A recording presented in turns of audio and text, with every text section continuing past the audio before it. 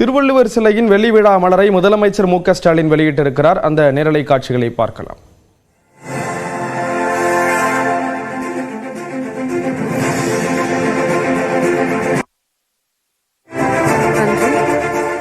வெள்ளி விழாவின் அடையாளமாக இந்தியாவிலேயே முதன்முறையாக கடல் நடுவே வள்ளுவர் சிலைக்கும் விவேகானந்தர் மண்டபத்திற்கும் இடையே கண்ணாடி இழை பாலத்தை அமைத்து திறந்து வைத்துள்ளார்கள் மாண்புமிகு தமிழ்நாடு முதலமைச்சர் அவர்கள். கடலுக்கு நடுவில் சவாலான பணியான கண்ணாடி இழை பால கட்டுமானத்தை மேற்கொண்ட கட்டுமான நிறுவனங்களை சிறப்பிக்க மாண்புமிகு தமிழ்நாடு முதலமைச்சர் அவர்களை அன்புடன் கேட்டுக் கொள்கிறோம். பாலத்தினை கட்டிய ஒப்பந்ததாரர் VME Precast Products சென்னை நிறுவனர் திரு வேலுமாணிக்கம் அவர்கள். திருவள்ளுவர் சிலை வெள்ளி விழா மலரை வெளியிட்டிருக்கிறார் முதலமைச்சர் மு.க. ஸ்டாலின். அந்த நிகழ்வு தொடர்பான கூடுதல் விவரங்களை செய்தியாளர் சிவமணி வழங்க கேட்கலாம். சிவமணி, விவரங்களை பகிர்ந்துக்கலாம்.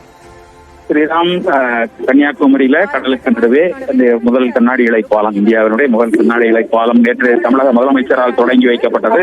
இதன் அந்த வெள்ளி விழா நிகழ்வு அப்படிங்கிறது இன்றைக்கு கரையில் இருக்கக்கூடிய காந்தி மண்டபம் அருகே இருக்கக்கூடிய பகுதியில் நடைபெற்று வருகிறது. தமிழக முதலமைச்சர் தலைமையில் நடைபெற்று வரக்கூடிய இந்த விழாவில் கவிப்பேரரசு வைரமுத்து, குன்றக்குடி பொன்னம்பல அடிகளார், அமைச்சர்கள் துணை முதலமைச்சர் உதயநிதி, அமைச்சர்கள் துரைமுருகன் உள்ளிட்ட ஏராளமானவர்கள் பங்கேற்று இருக்கிறார்கள். இந்த வெள்ளி விழா நிகழ்வை ஒட்டி 25 ஆண்டுகள் இன்று துவங்கியிருக்கக்கூடிய நிலையில் வெள்ளி விழா மலர் வெளியிடப்பட்டிருக்கிறது. தமிழக முதலமைச்சர் மு.க. ஸ்டாலின் வெள்ளி விழா மலரை வெளியிட குன்றக்குடி பொன்னம்பல அடிகளார் இந்த மலரை பெற்றுக் கொண்டிருக்கிறார். இதற்கு முன்பாக முன்னிலையாக கவிப்பேரரசு வைரமுத்து மற்றும் குன்றக்குடி பொன்னம்பல அடிகளார் ஆகியோர் உரையாற்றி இருக்கிறார்கள். பாலத்தின் கட்டுமானத்தில் பணியாற்றிய